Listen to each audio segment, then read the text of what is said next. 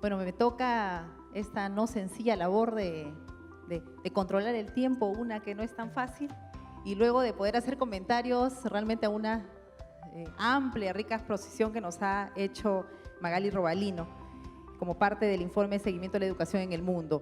En el orden va a ser como los he ido llamando. Primero estaría Cristina y luego, bueno, tenemos cada uno 15 minutos para nuestros comentarios y luego en realidad unas anotaciones finales que pueda hacer y estaríamos concluyendo esta parte del programa. Presentar a Cristina. Cristina es doctora en psicología por la Universidad Autónoma de Barcelona, máster en políticas y gestión universitaria, también por la Universidad de Barcelona, investigadora, consultora y actualmente en la Universidad Pontificia, la Universidad Católica del Perú, a cargo decana de la Facultad de Educación. Adelante, Cristina, tienes 15 minutos y ahí está el micrófono. Bien, gracias. Buenos días con todos y todas. En realidad la presentación de Magali ha sido bastante completa. Nos presenta pues un desafío a los comentaristas para poder abarcar los aspectos que consideremos más resaltantes de este informe, que es bastante amplio y completo. Magali cierra su presentación señalándonos que un poco la finalidad de la rendición de cuentas, entre otros aspectos, es lograr la felicidad, y esto me dejó, digamos, un poco desconcertada, porque coincido con su afirmación, pero cuando pensamos en la rendición de cuentas creo que no lo asociamos a la felicidad, ¿no? Sino más bien a un trabajo duro, intenso, a veces desagradable y a veces nos interpela, nos provoca más bien temor, resistencia.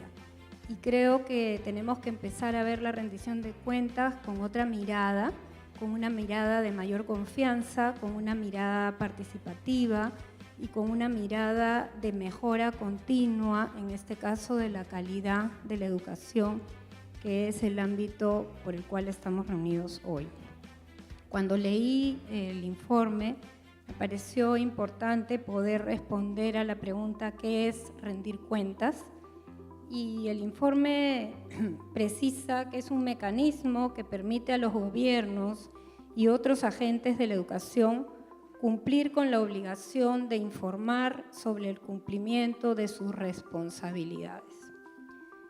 En ese sentido, es un medio, como ya se señaló, no un fin, que nos permite como resultados producir informes nacionales, internacionales, que permitan hacer un seguimiento a la educación y que expliquen su progreso con respecto a sus compromisos.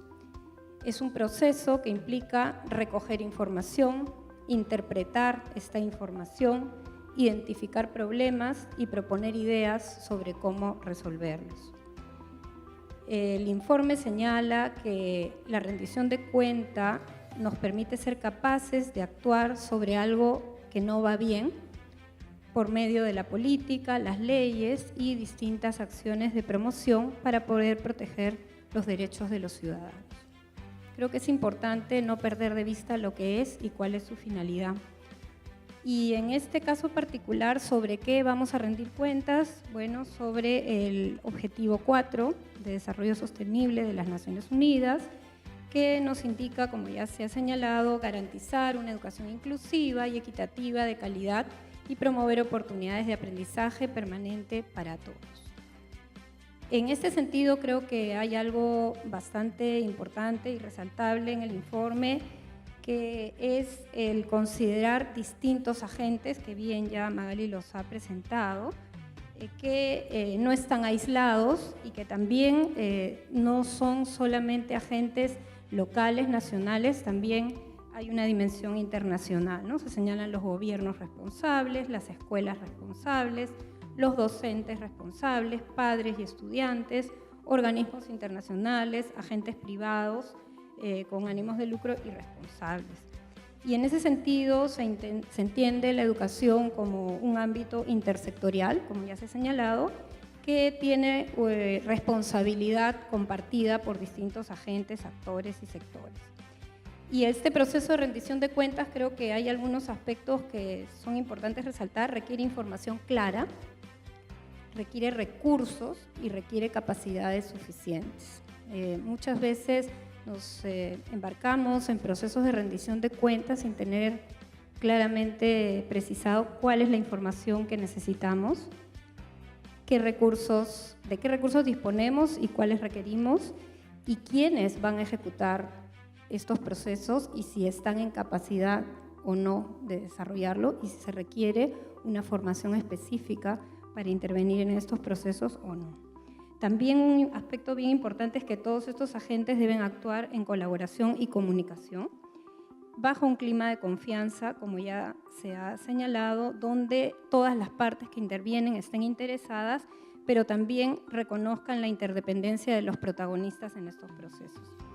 De todos estos agentes y actores, yo me voy a detener especialmente en dos, que son las escuelas responsables y los docentes responsables, y voy a comentar los aspectos que han llamado más mi atención en el informe.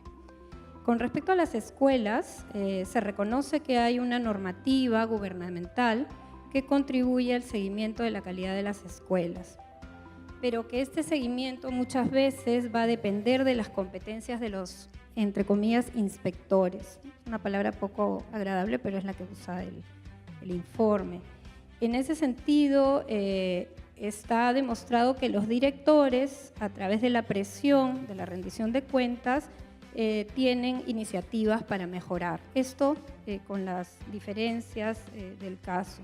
Pero también se identifica que en los entornos más pobres y con normativa más deficiente, se da, digamos, un proceso menos productivo y menos orientado al mejoramiento de la calidad, y que también en estos sectores a veces los gobiernos tienen menos presencia en el sector privado, y que se producen cadenas privadas con docentes no cualificados, infraestructura inadecuada y planes de estudio pocas veces autorizados. En ese sentido, hay una tensión también entre el sector público, el sector privado y los, digamos, países con mayores recursos y aquellos con menores recursos, donde a veces hay menos control del Estado en el sector privado y en su calidad.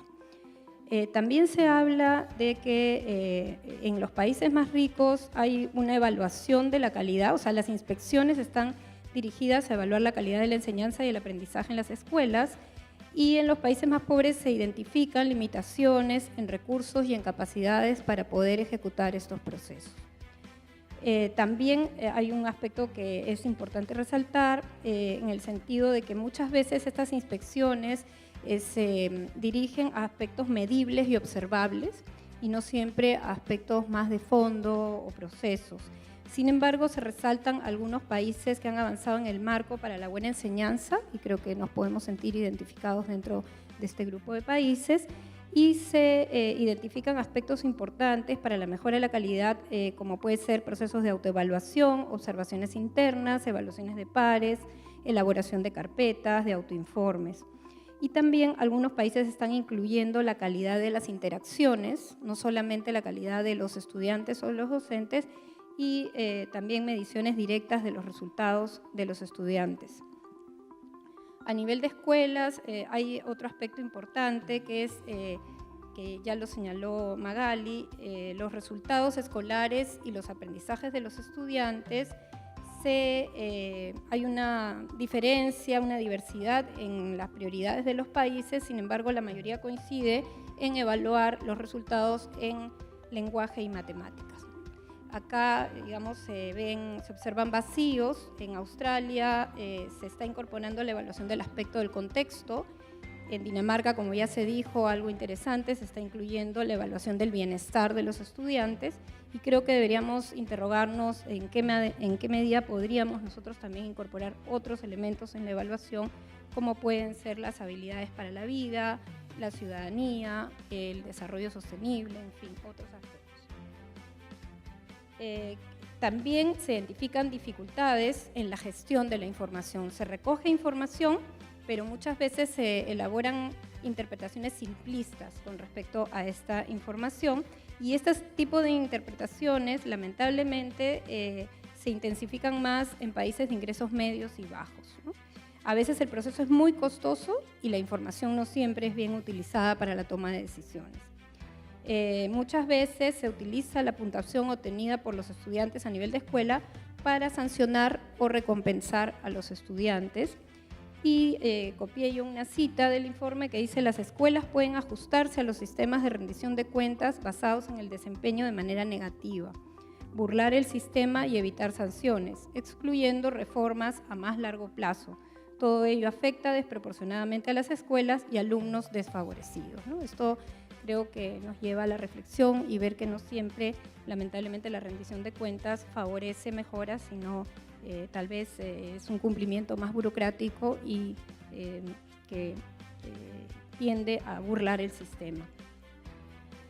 Con respecto al tema de los docentes responsables, es importante que el informe reconoce la responsabilidad de los docentes en la enseñanza de la calidad.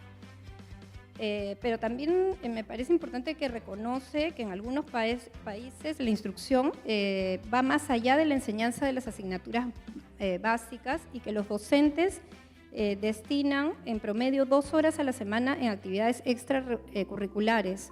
Esto es un promedio que va de 1 a 8 horas, es decir, en algunos contextos hay profesores que destinan 8 horas adicionales a actividades que no están previstas en el currículum y que no siempre son reconocidas, y esto disminuye su motivación. También es importante evaluar a los docentes en relación a la calidad de la enseñanza, pero esto puede ser difícil y cobra distintas formas en los distintos países. Se resalta el caso de Finlandia, donde hay un tema de confianza en los docentes, quienes elaboran y rigen sus propias políticas de rendición de cuentas. Creo que acá hay aspectos que podríamos tomar, tomando en cuenta las diferencias que pueden haber en los contextos, pero la base de la confianza y la participación de los docentes en la definición de políticas creo que es una lección que podríamos tomar en cuenta.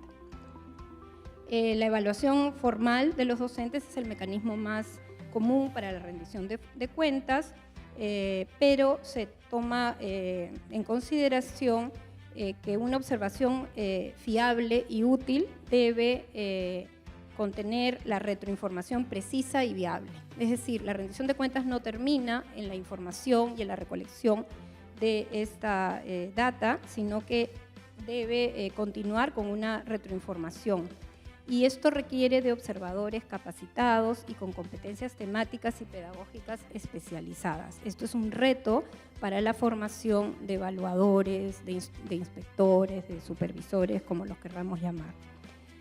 Bien, también hay unos supuestos que deberíamos considerar para que esta evaluación del docente sea exitosa: que todos los docentes de la educación hayan acordado los resultados esperados que puedan ser medidos con precisión, que hayan responsabilidades claramente deslindadas y asignadas, y los agentes responsables tengan la capacidad de influir por sí solos en los resultados esperados. Esto también lo señaló Magali, es decir, podemos dar cuenta de aquello de lo que somos responsables.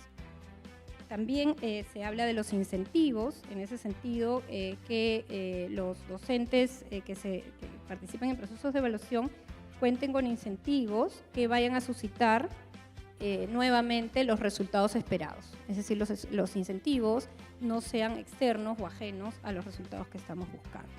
Y se señala también que la remuneración basada en el desempeño a veces tiene un efecto desigual en los resultados de aprendizaje y puede ser perjudicial para la equidad.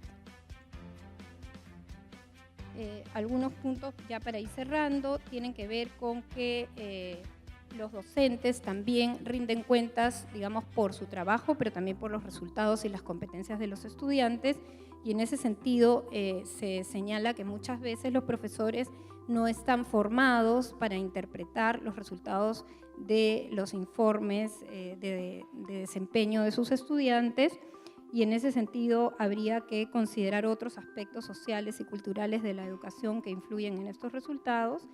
y que los datos de los resultados de los aprendizajes no sean tomados al pie de la letra, sino como instrumentos de diagnóstico que permitan nuevamente la mejora. El tema de la rendición de cuentas debería redundar en una cultura de la enseñanza y de la mejora permanente. Finalmente se señala un aspecto sobre los padres de familia, que creo que es importante incorporarlos en este proceso de rendición de cuentas, porque se afirma que para aprender los niños y adolescentes necesitan sentirse seguros y apoyados en sus entornos de aprendizaje. No deben ser, ni los sancionadores del trabajo de la escuela y de los docentes, ni ajenos a este proceso, sino más bien colaborar y también, ¿por qué no ser sujetos de reuniones y de capacitación y de formación para que se vean integrados en este proceso? Y a modo de conclusión voy a resaltar algunos aspectos. Creo que hay que resaltar que el hecho de que existan normativa y objetivos comunes a nivel internacional y nacional nos permite tener marcos para la rendición de cuentas y el cumplimiento de compromisos. Hay una necesidad de participación, colaboración y comunicación de los distintos actores y agentes interesados. Nuevamente, la necesidad de información clara, de recursos y capacidades suficientes para poder ejecutar y llevar a cabo estos procesos con éxitos y que finalmente la información sea útil. Y como riesgo yo señalaría el confundir el medio con los fines, ¿no? Es decir, la rendición de cuentas es un medio y cuando se convierte en un fin en sí misma, puede llevar a determinados errores y problemas, ¿no? En ese sentido, creo que es necesario que evitemos que sea tomado como fin para que no nos basemos en la evaluación del desempeño de una manera negativa y evitemos que las escuelas, los docentes, el sistema burle las normas y quiere evitar sanciones y finalmente se eviten reformas y mejoras a más largo plazo. Recordar, ya para cerrar, que la idea es la rendición de cuentas para identificar logros y problemas y proponer ideas sobre cómo resolverlos. En ese sentido, el informe señala el ser capaces de actuar cuando algo va mal, ¿no? Por medio de la política, las leyes y la promoción para poder proteger el derecho de los ciudadanos a una educación inclusiva, equitativa, de calidad y poder promover oportunidades de aprendizaje permanente para todos, que es el objetivo en el que estamos todos comprometidos. Muchas gracias. Muy bien, muchas gracias, Cristina. Señalándonos el valor de la rendición de cuentas y los riesgos, desafíos que tenemos a nivel de la evaluación, algunos de los puntos que nos ha planteado. Ahora sigue Santiago Cueto. Santiago Cueto es licenciado en Psicología Educacional por la Pontificia Universidad Católica del Perú y doctor en Psicología Educacional por la Universidad de Indiana, Estados Unidos. Ha sido investigador visitante en la Universidad de California y en la Universidad de Oxford. Actualmente es director de investigación e investigador principal de GRADE, desde donde nos representa por el Perú en el Estudio Internacional Niños del Milenio, y adicionalmente es miembro del Consejo Nacional de Educación y profesor principal del Departamento de Psicología de la Universidad Católica, y fue miembro del Consejo Asesor del Informe Mundial de Monitoreo de la Educación de la UNESCO entre el 2015 y 2017. Adelante, Santiago, tienes 15 minutos y te iré pasando la voz 5 minutitos antes. Adelante. Muy bien, muchísimas gracias a Magali y a la oficina de la UNESCO por invitarme. Me da mucho gusto compartir con el viceministro de Educación y con los otros participantes y con todos ustedes. Les voy a dar mi visión personal del informe y cómo es que se aplica al Perú sin querer con ello comprometer al Consejo Nacional de Educación. Tenemos al vicepresidente acá, no vaya a ser que me diga algo después me llame la atención. Entonces, excepto en algunas cosas que sí hemos discutido en el Consejo y que iré mencionando. ¿Cuál es mi lectura un poco del informe? Yo creo que hay un mensaje para empezar en la publicación del informe, porque lo que tuvimos en los primeros 15 años, digamos, de este milenio, fueron 2 informes, ¿no? Lo mencionó Magali, los objetivos del milenio y educación para todos. En Objetivo del Milenio había un objetivo de educación y Educación para Todos tenía sus propios objetivos. Ahora UNESCO nos está planteando estos objetivos al 2030 y lo está planteando educación en el conjunto de 17 objetivos. Y el mensaje es desarrollo sostenible para todos ellos. Ahí me parece que hay, para empezar, un mensaje que implica el trabajo articulado entre sectores y con esta visión de la sostenibilidad. Ahora, me da mucho gusto que se haya hecho este encuentro porque yo creo que le va a dar un poco de visibilidad. Esto se aprobó, digamos, en el segundo semestre del 2015 y yo he estado en varios eventos desde entonces preguntándole a menudo a la gente, ¿han escuchado hablar de los ODS, Objetivos de Desarrollo Sostenible, el ODS 4? Y en la mayoría de los casos la gente no sabía porque, insisto, no se han difundido suficiente y espero que esto pueda ir cambiando a partir de ahora porque, lo voy a decir de una vez, son informes muy ricos. Y no solamente están los informes, sino que miren ustedes la lista al final de los temas que han ido tratando, que la mencionó Magali. Cada año se ha ido tratando un tema diferente y para cada uno de esos estudios no solo hay gráficos, estudios resumidos en el informe, sino que hay una lista de referencias y además, si ustedes entran a la web, van a encontrar estudios de caso que se han hecho en los diferentes países. Entonces, lo que quisiera sugerir a los que son profesores en universidades, tal vez en bibliotecas, es que se use intensamente todo este conjunto de materiales para el desarrollo de profesionales vinculados a la educación, porque yo creo que crecientemente conviene tener evidencias y estudios que se junten, por supuesto, con planteamientos, digamos, más filosóficos sobre el Estado y el futuro de la educación. ¿Cómo leo yo el informe? Yo leo el informe, como la UNESCO nos dice, tercamente y acertadamente que el tema es derecho a la educación de calidad. Y digo que lo dice tercamente porque esto viene desde finalizada la Segunda Guerra Mundial. Se han generado, por supuesto, muchos otros instrumentos específicos del derecho a la educación, como la Convención por los Derechos del Niño, la Convención de las Personas con Discapacidad, etcétera, etcétera, que no vamos a resumir aquí, pero que ustedes pueden encontrar fácilmente en la web. Entonces ellos dicen, este es el tema, pero nos dicen algo más, nos dicen el tema es el derecho a la educación desde una perspectiva de inclusión, ¿no es cierto? Porque dice garantizar la educación inclusiva y equitativa de calidad y promover oportunidades de aprendizaje permanente para todos. Y en el Perú hemos tomado mucho el enfoque de inclusión como incluir a estudiantes con discapacidad solamente.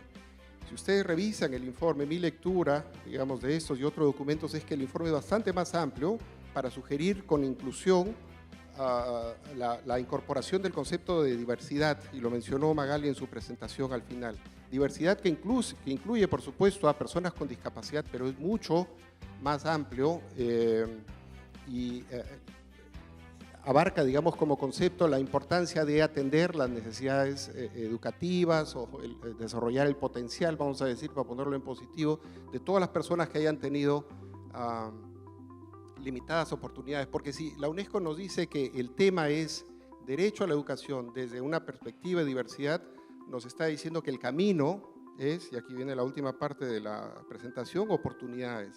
¿Cómo generamos oportunidades que sean adecuadas para las personas, insisto, para promover su potencial, respetando esta diversidad que, insisto, es el concepto fundamental, en mi opinión, insisto, es mi lectura.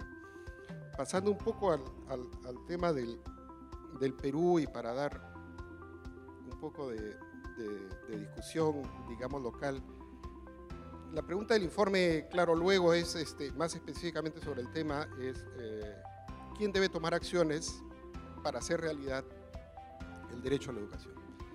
Y la respuesta es que están los diferentes actores, no voy a repetir lo que se dijo en la presentación y que ha enfatizado también la doctora Del Mastro, bajo el liderazgo del gobierno.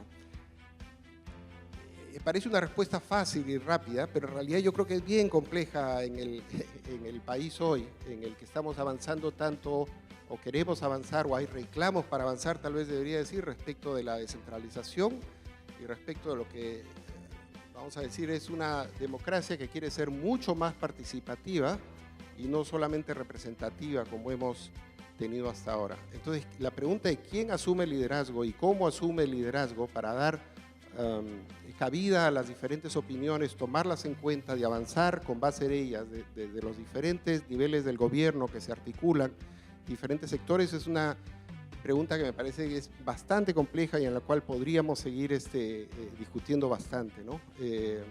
O sea, esto insisto, el gobierno tome el liderazgo, totalmente de acuerdo, pero ¿qué implica esto específicamente para el Perú de hoy?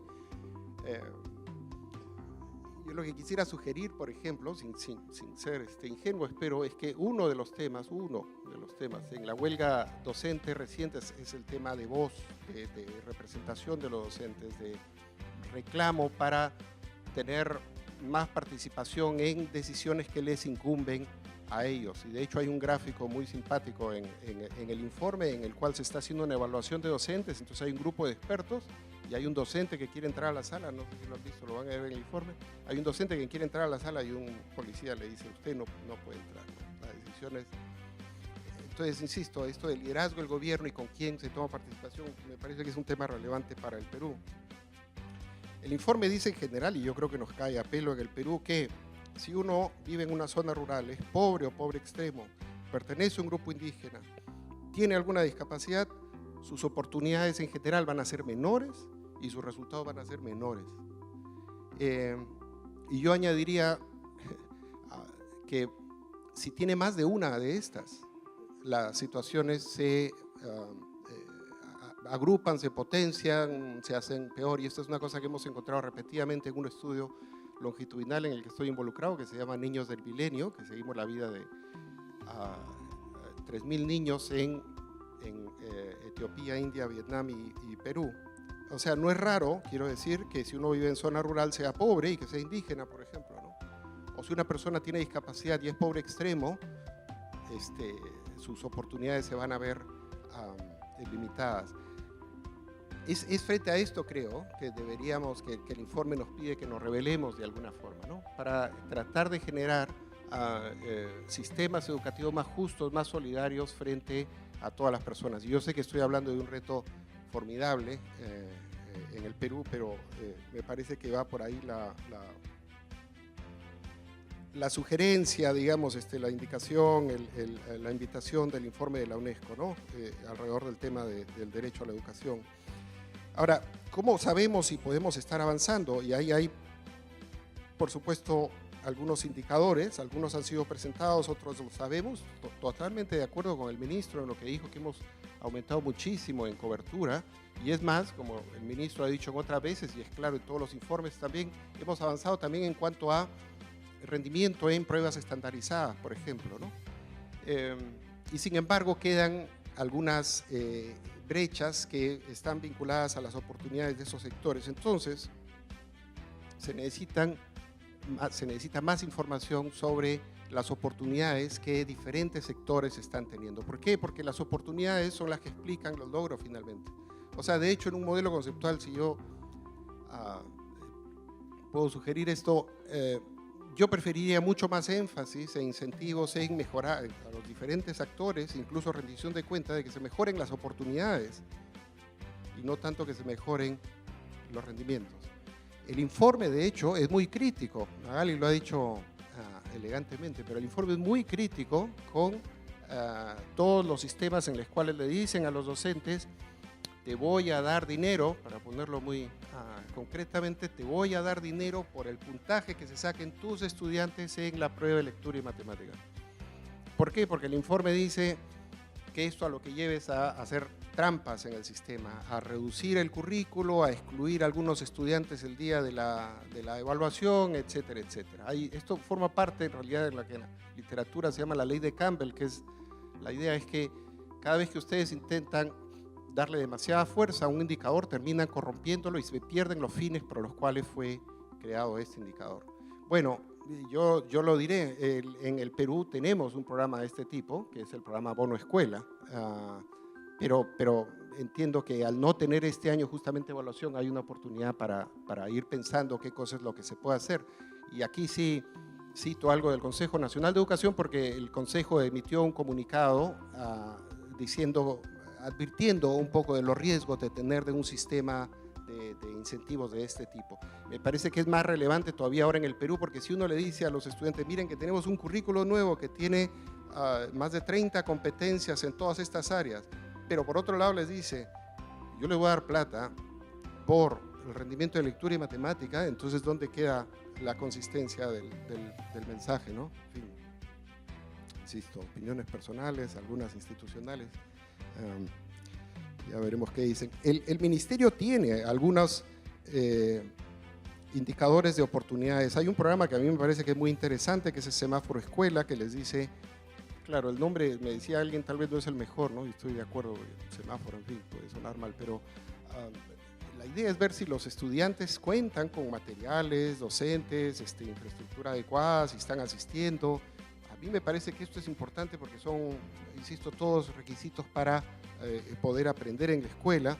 Hay un sistema parecido, digamos complementario más que parecido, que es de monitoreo de la calidad pedagógica en las escuelas, y no son sistemas que están orientados a caerle encima a nadie, digamos, en principio, ¿no? O sea, no van a, digamos, castigar al docente o al director por lo que salga aquí, sino lo que se quiere es tener una mirada de qué cosa es lo que está ocurriendo en el país para tomar acciones, para rendir cuentas en el mejor sentido de la palabra, que es lo que decía la doctora del Mastro antes, también específicamente, si hay algún agujel, vamos a decir cualquier cosa, donde no han llegado pues los materiales, no es importante saber eso para inmediatamente actuar y saberlo rápido además para actuar, a mí me parece que sí. Entonces hay algunos mecanismos y estoy seguro que el Ministerio ha planteado algunos más.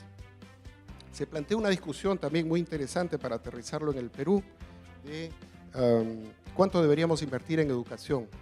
Y la UNESCO dice que el rango meta, un poco que se ha planteado entre los países, es 4 a 6%, equivalente a 4 a 6% del PBI. Nosotros estamos un poquito por abajo, según entiendo, como en 3,85.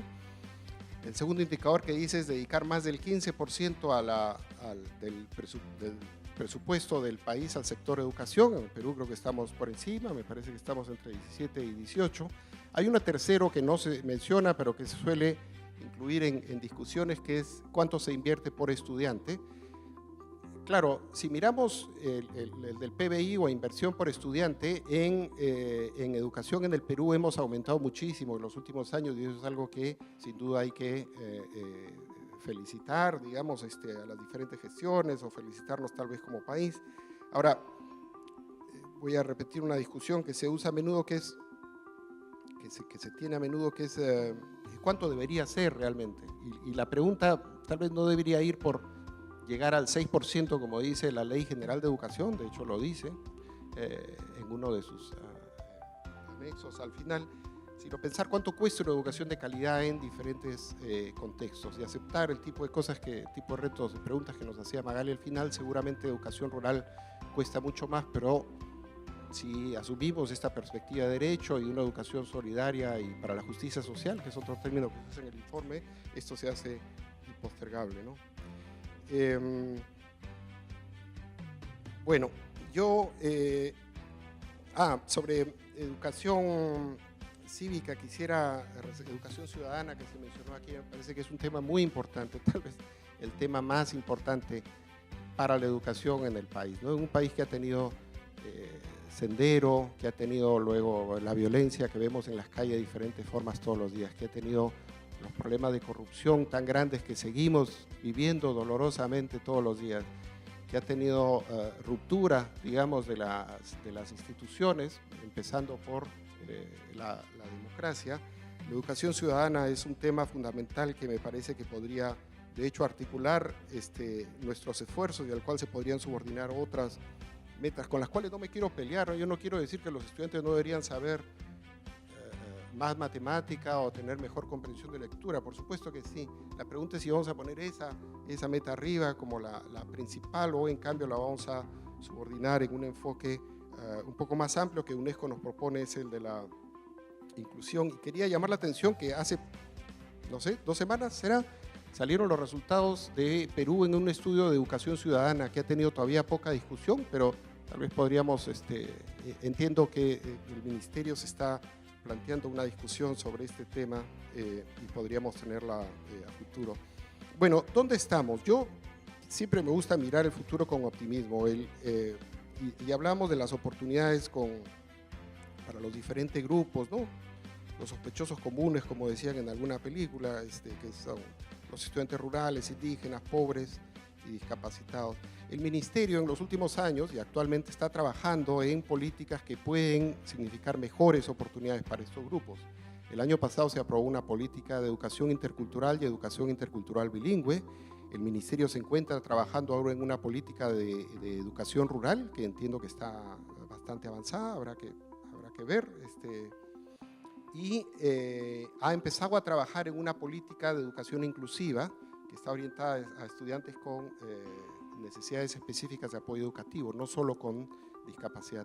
A mí todas estas iniciativas me parecen estupendas, me parece muy bien que el Ministerio las esté liderando en consulta con diferentes actores, e insisto, yo las miro con mucho entusiasmo, y aquí sí diré que el Consejo ha colaborado en la discusión de estas políticas, en la consulta con diferentes sectores, y estamos muy dispuestos, por supuesto, a seguir trabajando con el Ministerio en el desarrollo de estas y luego en la implementación para, insisto, lograr un sistema donde se respete más el derecho a la educación y haya mayor inclusión. Porque en el fondo es esta pregunta, y es lo último que digo, la pregunta que a mí me surge es, ok, estamos creciendo económicamente, ahora parece que vamos a volver a crecer un poco más, estamos creciendo en el sector educación. ¿Cómo podemos seguir creciendo de una manera, vamos a decir, sana, armónica o, como diría el informe, sostenible? Y vuelvo a la idea de la democracia participativa y de los grupos. Y yo quería recordar que el ministro Wexler, cuando fue viceministro, tal vez algunos recuerden, hace unos 10, 11 años, lideró lo que se llamó el Foro de Educación para Todos. Tal vez algunos se acuerdan, donde hubo participación de varios sectores y hubo un informe que fue muy trabajado, muy citado, muy útil durante mucho tiempo. Desde entonces no hemos tenido uno similar, pero sí hemos tenido los esfuerzos de Madeleine Zúñiga, sobre todo desde la campaña por el derecho a la educación, elaborando estos informes para ver cuánto se ha ido cumpliendo este informe, y la última versión de la campaña que agrupa además a diferentes instituciones, que ustedes pueden buscar en la web, ¿verdad? La campaña por el derecho a la educación, está el informe, fue entregado a la UNESCO como parte de nuestro compromiso. Entonces yo quería, no sé si me permiten también nuevamente invitar al Ministerio a retomar este tipo de discusiones para ver cómo se va haciendo esto realidad en el Perú para, insisto, tener este crecimiento sostenible. Muchas gracias. Bien. Muchas gracias, Santiago. Bueno, ahora tiene 15 minutos Rafael Egusquiza. Él es profesor asociado de la Universidad Antonio Ruiz de Montoya. Actualmente es director del Instituto de Investigación y Políticas Educativas de la misma universidad.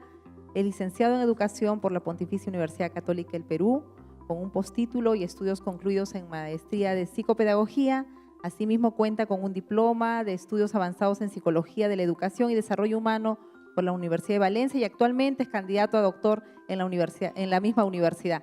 Así es que tienes la palabra, Rafael, y adelante.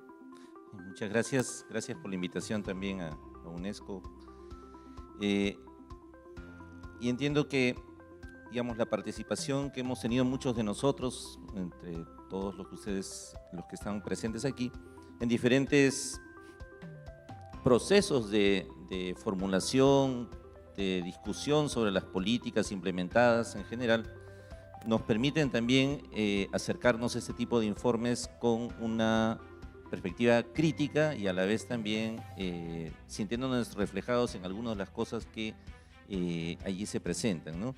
Cuando leía el resumen me ponía a pensar, y después estuve viendo otros documentos complementarios, me ponía a pensar en que en varios de estos aspectos, varias de las metas que planteaba Magali, que presentó rápidamente, las metas tienen diversos indicadores, ¿no? Algunos de ellos han sido presentados muy rápidamente, pero algunos de esos indicadores reflejan muy bien muchas de las cosas en las cuales muchas instituciones de la sociedad civil y el gobierno peruano y las entidades de cooperación han estado desarrollando en los últimos años. Yo creo que en ese sentido es una invitación para leer el documento desde esa perspectiva crítica, pero también dónde nos encontramos y ver qué aspectos nos causan sorpresa, remarcas, qué es lo que está pasando en el Perú respecto a esos indicadores, ¿no? Del documento ya varias de las cosas han sido señaladas, es la tercera participación, entonces es un poco complicado, he ido tachando las cosas que ya no hay que hacer, no hay que decir. Pero una de las cosas que me hacían ver algunas, me llamaban la atención en buen tono, es que la rendición de cuentas, dice en un texto, significa ser capaz de actuar cuando va mal a través de la política, las leyes y la promoción, ¿no? Y después hay una mención a la investigación, es decir, estamos llamados a participar de la política, ¿no? Y entonces en ese sentido estos foros ayudan a enterarnos, pero también a hacernos presentes y participar de estas propuestas.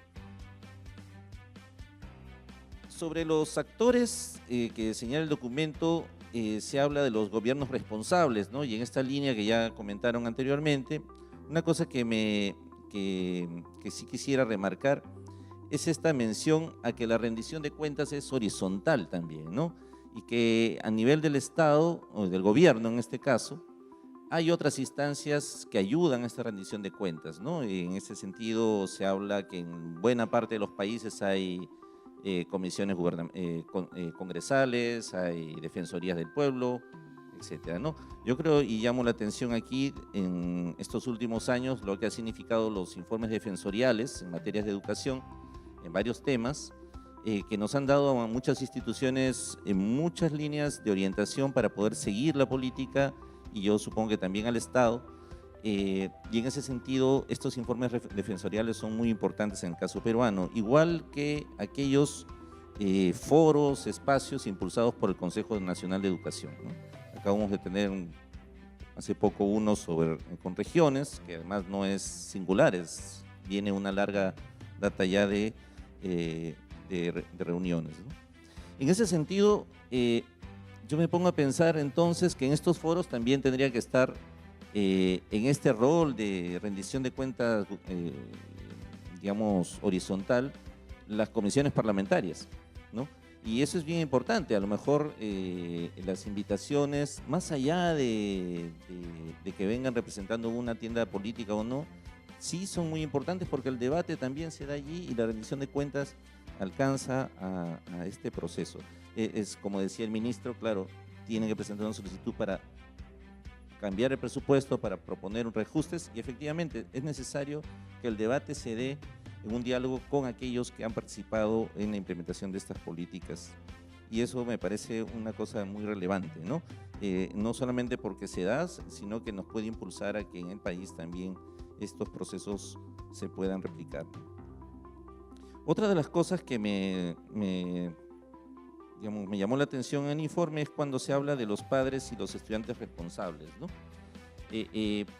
Allí una de las cosas bien importantes que señala el documento es que el rol de las familias en la reducción del absentismo escolar, ¿no? Y esa es una de las cosas que son bien necesarias discutir, porque cuando vemos los procesos de desarrollo de las escuelas, y el mismo rol docente, yo soy docente también y trabajo con estudiantes que van a ser educados, van a ser docentes también. Una de las cosas que no se ve nada claro es la participación de las familias, ¿no? Es más, hay un refuerzo de que las familias no participan más allá de, pero no se está viendo lo que está detrás de lo que significa que un estudiante vaya a la escuela, ¿no? Los esfuerzos que toman las familias, el que la madre trata de que el chico o el adolescente cumpla con sus tareas, etcétera, etcétera, ¿no? Entonces, todo este asunto del mundo de la familia es un elemento bien importante que se ha estudiado bastante en torno a la educación infantil, pero en el mundo de la secundaria tiene un peso singular. A veces puede ser que no, por la misma ausencia, pero sobre todo nos lleva un poco a pensar en que este rol de las familias es clave como factor de mejora en la educación.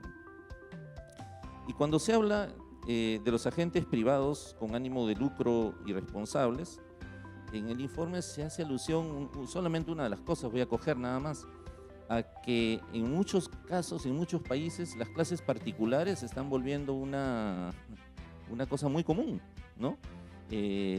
Bueno, en mi universidad, como en otras, en la Católica y otras universidades, no necesariamente de educación, sino de diversas áreas, hay muchos voluntarios, estudiantes, que su voluntariado está en las clases complementarias a los alumnos, ¿no? O sea, nosotros tenemos unos 100 alumnos de Fe y Alegría, alumnos de vocación maestro, diversos alumnos, y me doy cuenta que muchos de ellos vuelven a sus escuelas, van los sábados a hacer voluntariado para hacer clases de complementarias a la vida escolar. Pero por otro lado también hay otras experiencias no de voluntariado, sino de lucro con las clases particulares, ¿no? Y una de las cosas que hace mención o también de compensación social, me he encontrado en algunos servicios que hemos hecho que algunas empresas por responsabilidad social tratan de establecer programas de compensación de horas o nivelaciones con los mismos profesores de la escuela pública que enseñan y enseñan poco. Justamente el documento hace énfasis en eso, en que eso puede llevar a que estos mismos profesores den poco y luego lo den de otra forma, particularmente fuera del aula, ¿no? Mi experiencia en el colegio fue esa. O sea, yo tuve siempre profesores que nos convocaban para clases particulares y eso no está exento de... me sorprende que muchas cosas tienen gran continuidad y son mundiales, ¿no? No me había percatado de eso, pero el documento llama la atención sobre algunas cosas como estas, solo lo ejemplifico, que me parecen son bien relevantes si es que nos ponemos a pensar cómo se dan esos sistemas y esos mecanismos en la sociedad peruana, ¿no? Y yo creo que ese es un punto importante y que podemos tomar, digamos, como algo regular, normal, ¿no? En el cotidiano de nuestras actuaciones. Quisiera hacer algunos comentarios breves ya, más allá del documento, digamos, pensando un poco en la situación de Perú. Hace unos días nuestra universidad forma parte de un consorcio ignaciano de instituciones que hacen educación y hace unos días estábamos conversando sobre el próximo año y una de las cosas que salía era un balance sobre aquello que no podemos retroceder en educación, ¿no? ¿Por qué? Porque veíamos que hay avances, ¿no? Hay cosas que se han ido haciendo en estos años y que vemos que son procesos que están continuando, ¿no? Como decía bien Santiago, ¿no? La continuidad de las políticas son esenciales en estos procesos no solo por el cumplimiento de los objetivos, sino fundamentalmente por la mejora de la educación, ¿no? Y una de las cosas que nos parecía a mí importante es lo que se había avanzado, y lo mencionó el señor ministro, en todo el tema de la revalorización de las diversas lenguas, ¿no? La normalización de las lenguas, el avance que se tiene en la promoción y aprendizaje de las lenguas, habiendo cantidad de desafíos, pero una de las cosas que nos ha ido sorprendiendo gratamente en los últimos años que hemos acompañado esta línea de educación intercultural bilingüe y ahora entrando en el tema de educación intercultural para todos, ¿no? Un poco en la escuela regular, es que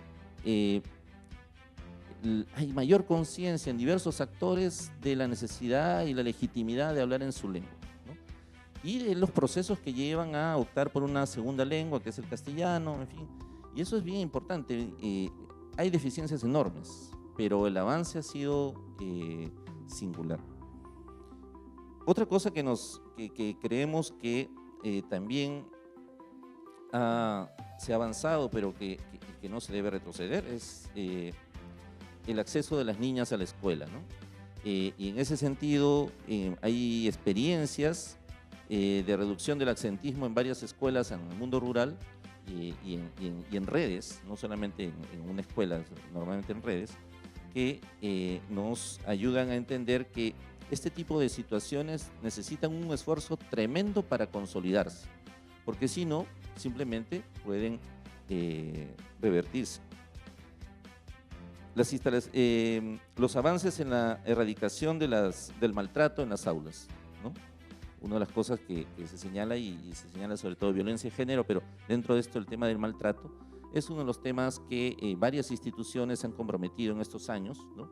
En el trabajo, Plan Internacional, llevó una campaña muy grande en eso, y en muchos lugares esta campaña, cuando uno va a la escuela rural, la escuela urbana, pequeña, en fin, se dan cuenta que hay mayor conciencia, no se erradica, ¿no? Yo hago una encuesta entre mis alumnos de educación todos los años, cuando los agarro en el tercer ciclo, y a mí me sorprende que lo que no cede es que sus experiencias de maltrato por parte de sus docentes en el aula, en la escuela, ¿no? Entonces, yo llevo dictando varios cursos así y me sorprende que eso continúe, más o menos un buen grupo de gente en escuelas diversas, no solo estatales, públicas, privadas también. Eso es sorprendente cómo continúa, digamos, y pasa de generación. Entonces, eso nos llama mucho la atención, pero nos llama a la necesidad de un compromiso en la formación docente, a cambiar los paradigmas, a no aceptar un conjunto de cosas, ¿no? Quisiera terminar, digamos, con tres cosas que el informe de alguna manera nos plantea en diversos momentos, y yo lo pongo, digamos, como un eco. Cuando habla de la complejidad de los sistemas educativos y el tamaño de los sistemas, ¿no? Las dificultades administrativas, en fin, me pongo a pensar que aquí en el Perú pues necesitamos un sistema educativo muy diverso, descentralizado, pero que implica empoderamiento, procesos largos. No es tan fácil, digamos, como decir esta es función tuya o esta es mi función, sino que hay un proceso de aprendizaje y de empoderamiento, de fortalecimiento de capacidades en las regiones, que es un elemento central para poder aplicar innovaciones, situaciones nuevas, mejoras, y los mismos programas nacionales, diversificarlos, ¿no?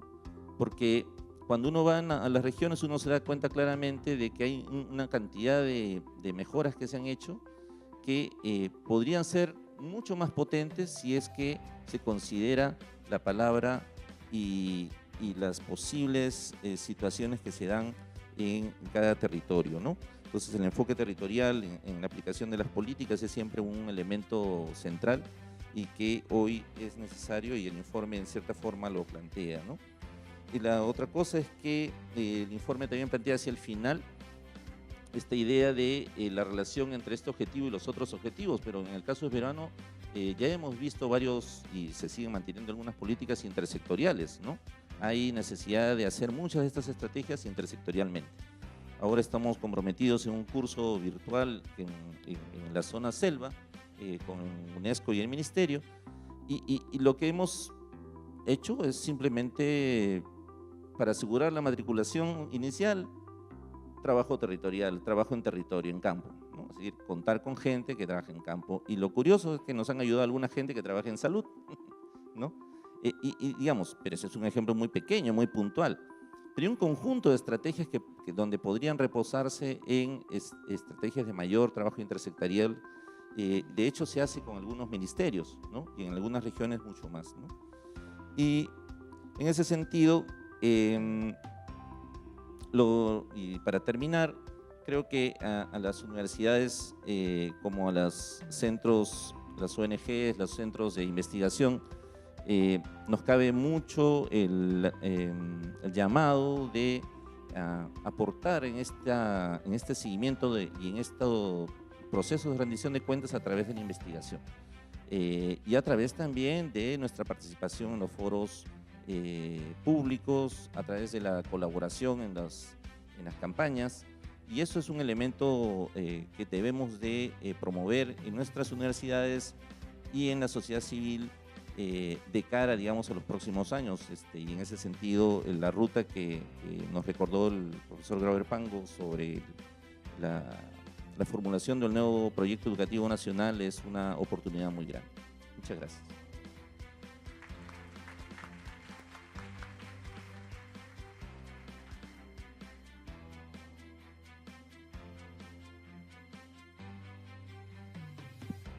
Ahora sí. Muchas gracias, Rafael. Ahora finalizamos la ronda de comentarios. con el viceministro Guillermo Molinari, viceministro de Gestión Pedagógica. Él es psicólogo, egresado de la Facultad de Psicología de la Universidad Nacional Federico Villarreal, con maestría en docencia universitaria y especialización en dirección y gestión educativa en la Escuela de Directores de IPAE. Tiene amplia experiencia en el sector público. Se ha desempeñado como responsable del Programa Nacional de Formación y Capacitación Permanente del Ministerio de Educación, director de Educación Superior Pedagógica, director de Educación Secundaria, director de Investigación, Supervisión y Documentación del Ministerio de Educación y actualmente viceministro de Gestión Pedagógica del Ministerio de Educación. Muchas gracias por estar aquí y compartir con este grupo de comentaristas para este informe tan importante. Adelante, señor viceministro. Gracias, Flor. Primero, muy buenos días a todos los invitados. Yo quiero partir de algo que escuché de Magali en su exposición, que es un privilegio trabajar en la educación. Y es un privilegio que nos lleva a un gran compromiso. A todos nosotros, veo muchas caras conocidas, muchos funcionarios, exfuncionarios, personas que siempre han estado vinculadas a la educación, y estoy seguro que todos nosotros hoy estamos reunidos por ese compromiso que tenemos con la educación.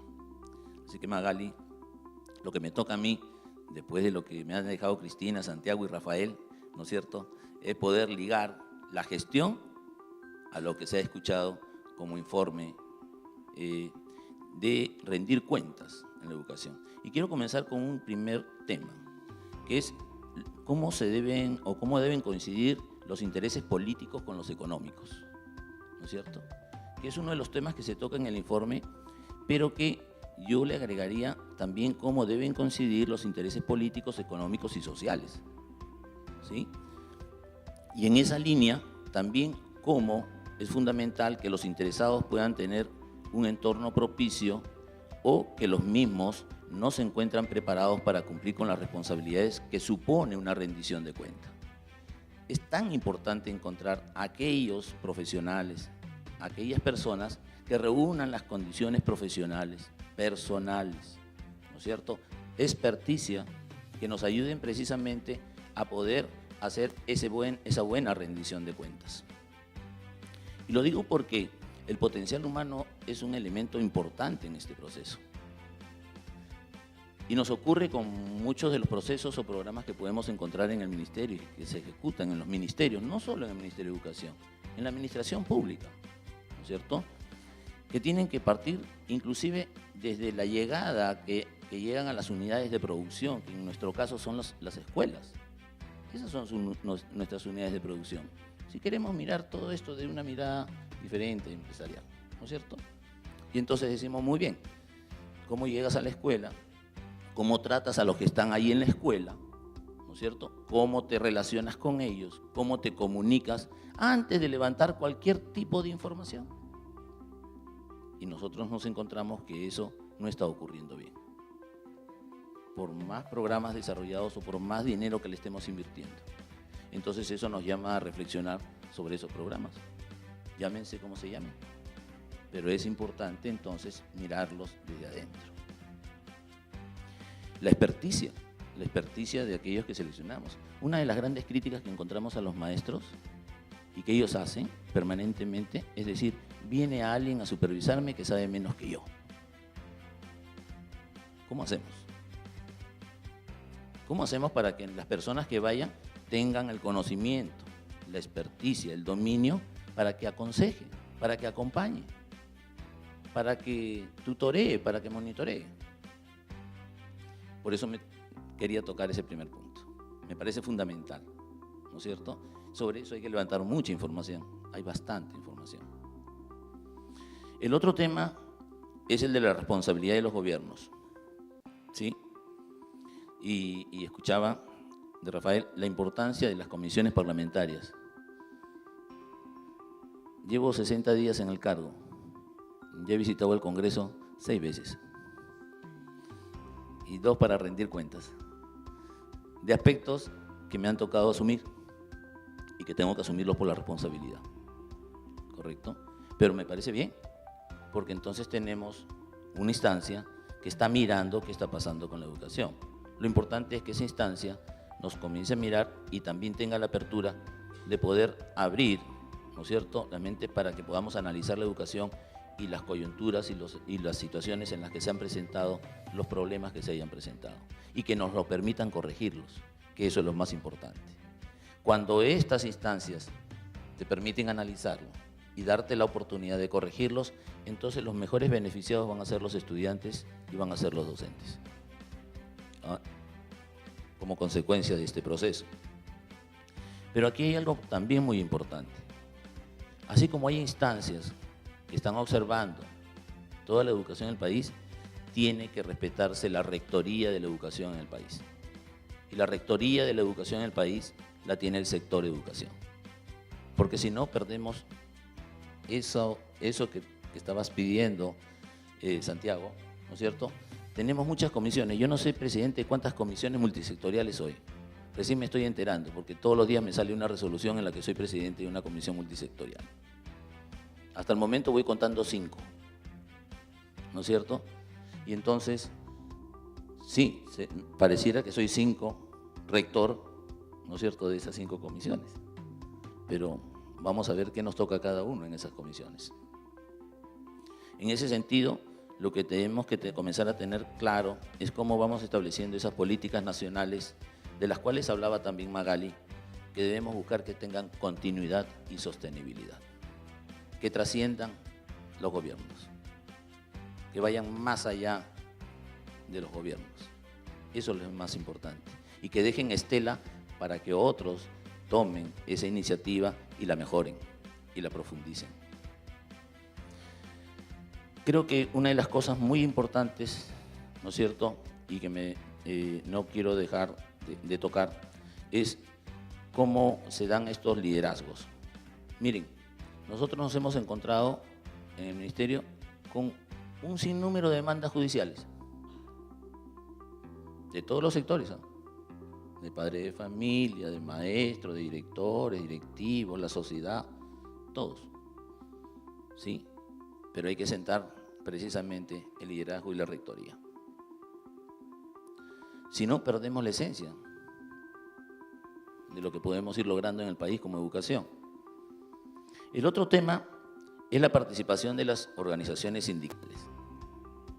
Salimos de una huelga larga, ¿no es cierto?, que ha golpeado mucho al país y que probablemente ahora es lo que menos se habla.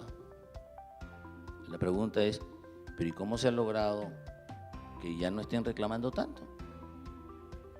Algunos siguen reclamando, por ahí, pero no pertenecen a ningún sindicato, por si acaso, pero siguen reclamando, seguirán reclamando. Pero una de las cosas que nosotros vamos a seguir profundizando es la apertura a la comunicación.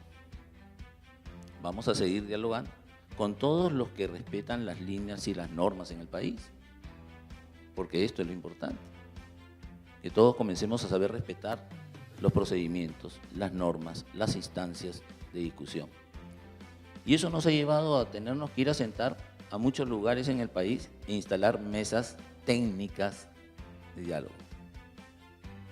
Eso es muy importante. Dialogar con los maestros, escuchar a los líderes sindicales, escuchar a los propios maestros, en los que a veces no necesariamente todos están de acuerdo, pero hay que escucharlos. Y hay que atender las problemáticas. Pero yo quería decirles algo respecto a ello. Miren, de todas las reuniones que hasta ahora hemos podido sostener con la Oficina de Diálogo y directamente con los sindicatos, en muy pocos de ellos, en muy pocos pliegos de reclamo, encontramos temas educativos. Que nos planteen temas educativos para discutirlos, para conversarlos. ¿Cuáles son los aportes? Pero también hay algo que es muy importante. Los maestros desconocen los propios beneficios que le da la ley. Conversen con ellos, se van a dar cuenta. No saben que, por ejemplo, hay becas para sus hijos. No saben todos los demás beneficios que tienen, no lo saben. La participación de las organizaciones sindicales, por lo tanto, es importante, pero hay que tener apertura a la comunicación. La supervisión en la preparación de presupuestos y asignación con recursos en los ámbitos prioritarios.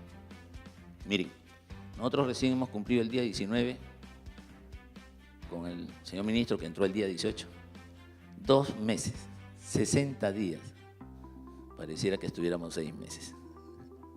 Pero ha sido muy rico en todas las experiencias que hemos ido pasando y las que seguiremos pasando, porque nos hace el gran reto de poder convocar a todos para sacar adelante la educación del país. Y en eso estamos comprometidos. Y cuando hablo de los presupuestos, es porque nosotros ya encontramos un presupuesto hecho. Y ese es el presupuesto que tenemos que asumir.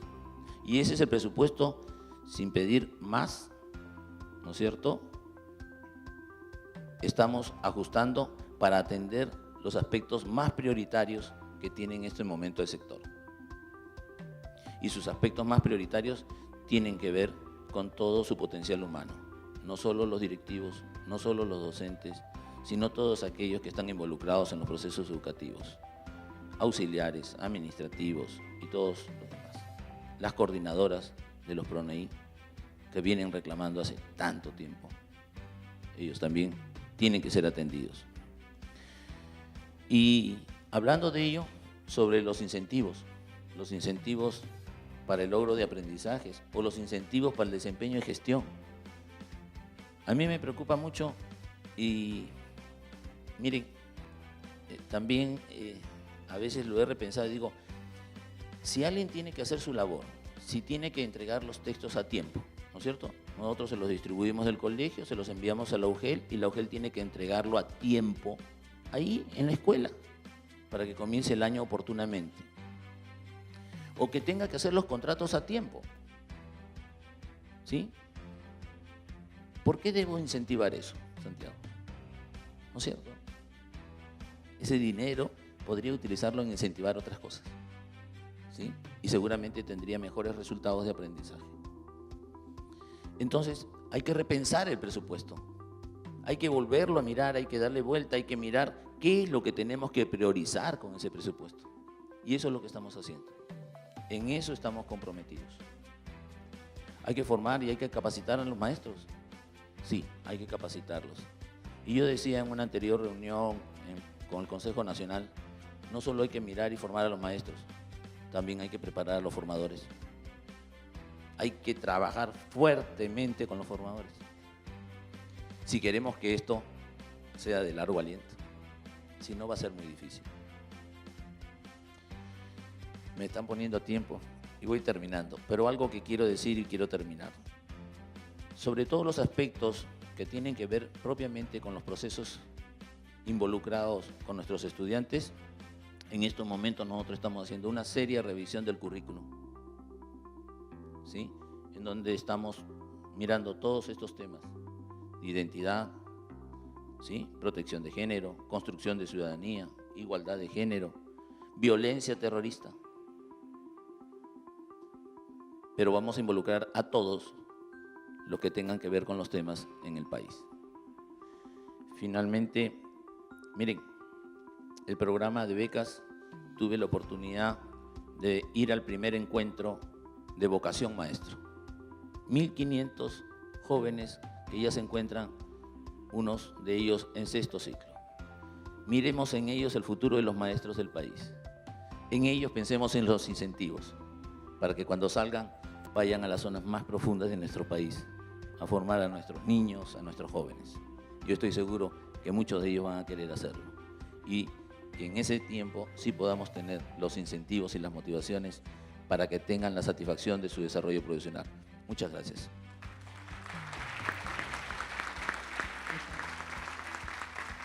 Muy bien. Muchísimas gracias. Antes de terminar, primero agradecer a nuestros comentaristas y luego señalarles algunas ideas para llevárnoslas y seguir dándole vuelta en nuestras oficinas, centros de trabajo, en los diferentes sectores y lugares donde estamos. Una primera es la relevancia del seguimiento, como bien lo han dicho nuestros comentaristas, ¿no? Un seguimiento y una rendición de cuentas que favorezca esta relación horizontal, pero que a la vez genere mejoras y nos llame a la acción.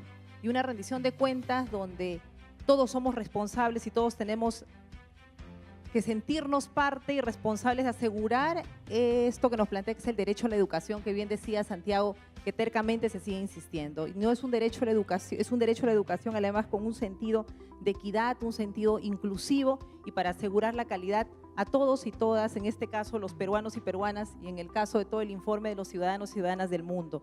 Entonces creo que poner por delante el derecho a la educación y un derecho que asegure calidad, equidad, pertinencia, creo que es lo que nos tiene que llamar a esa acción y saber que el garante de este derecho, el primer responsable de garantizar es el Estado, pero que no es un Estado que lo hace unilateralmente, sino es un Estado que promueve esa participación y ese rol vigilante de la ciudadanía.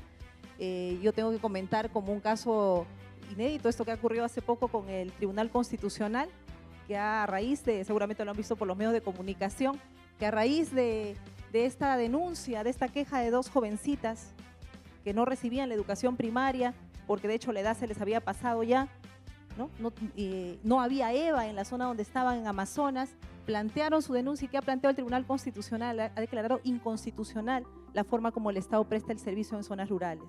Y en la resolución plantea un plan, que justamente el Ministerio de Educación está en esa ruta, un plan para implementar la educación rural pertinente y accesible para estas poblaciones. Esa es una señal, por ejemplo, que nos dice que estamos avanzando en términos de corresponsabilidad, no solo es el Estado, sino también cómo la ciudadanía se organiza y hace estos planteamientos. Y luego creo que nos hace una invitación muy interesante a la acción, a revisar todas nuestras políticas, revisar políticas integrales, con protagonismo de la gente, no pensando, como decía acá Santiago, en el informe lo van a encontrar, estamos hablando de evaluación los técnicos y el docente está afuera queriendo entrar y él no está considerado para repensar y decir su voz de cómo quiere ser evaluado. Entonces creo que en general ver, y también cuando nos ubicamos en los entornos más locales y en la escuela, ver a los sujetos no como beneficiarios, sino como actores protagónicos de su desarrollo, creo que es algo que ha salido en varios de los comentarios.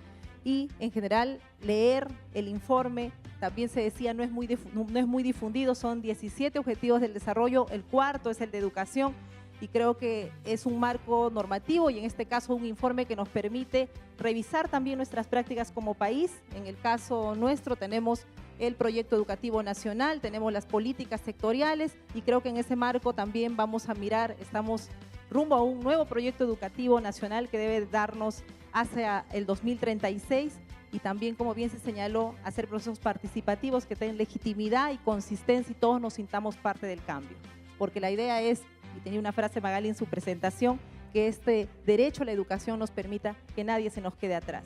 Y no por el lugar donde hayamos nacido estemos condenados a no recibir una educación de calidad y pertinente, y por el contrario, trabajemos para todas y todos los peruanos, para todos y todas los ciudadanos del mundo. Así que muchas gracias a UNESCO por el informe, muchas gracias a los comentaristas, muchas gracias a cada uno de ustedes y cerramos esta mesa de comentarios. Un aplauso para nuestros comentaristas.